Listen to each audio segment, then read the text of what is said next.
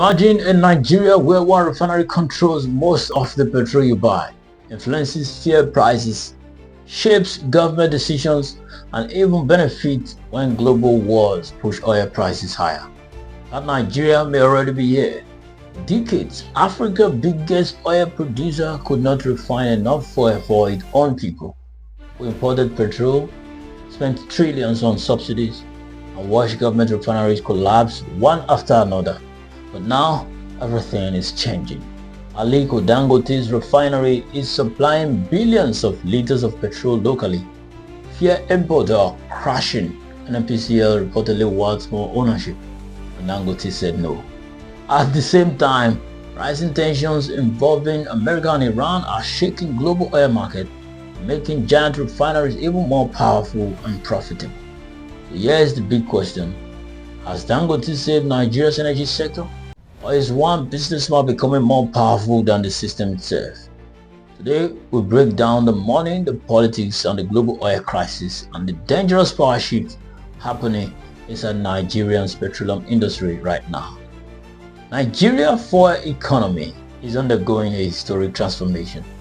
For years, Nigerians lived through fuel scarcity, endless queues, subsidy scandals, and a painful dependence on imported petrol. Despite being one of the world's major crude oil producers, government-owned refineries repeatedly failed. Billions disappeared into rehabilitation projects. Yet, Nigerians still depended on foreign refiners to survive. That failure created the perfect opening for the Dangote Petroleum Refinery. Today, the refinery is no longer just another industrial project. It is rapidly becoming the center of Nigeria's downstream oil economy, and recent developments suggest the power struggle behind the scenes is intensifying. Reports indicate that Nigerian National Petroleum Company Limited attempted to increase its 7.25% stake in the refinery, but the Dangote Group rejected the move. That decision speaks volumes, because this is no longer just about partnership. It is about control. Control over fuel supply, control over pricing power, control over regional energy influence, and possibly control over one of Africa's most strategic economic assets. Think about it carefully. Within just one quarter, Dangote Refinery reportedly supplied over 3.18 billion liters of petrol locally. At the same time, Nigeria's petrol import reportedly dropped sharply to around 965 million liters. That is a major shift. For decades, importers dominated the fuel business. Our local refinery is beginning to replace imported petrol on a massive scale, and whoever controls local refinery controls enormous economic influence. This is exactly why many analysts believe Dangote may want to keep government ownership limited. Private investors typically fear political interference, bureaucracy, and policy instability. Nigeria's history with state-owned refinery is already a warning sign. So from a business perspective, maintaining private operational control may be seen as essential for efficiency, profitability, and long-term strategy. But there is another side to this story.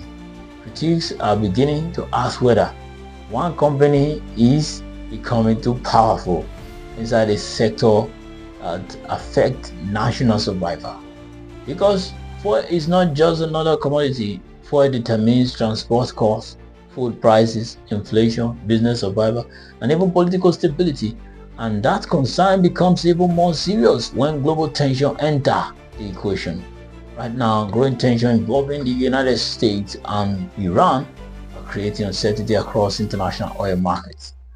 Whenever conflict threatens Middle East oil supply routes, global crude prices react immediately, and during such period, large refineries often become extremely profitable. Why? Because fuel shortages and market volatility can increase refining margins. In simple terms, global instability can become big business for major refiners. That means the current geopolitical climate may actually strengthen Dangote Refinery's financial and strategic position, and it gets even bigger. If the refinery continues operating at massive scale, Nigeria could generally or gradually become a refined petroleum export hub across West Africa. That would transform Nigeria's regional economic influence. Instead of importing fuel, Nigeria could begin supplying neighboring countries at scale. Supporters say this is exactly the industrial revolution Nigeria desperately needed.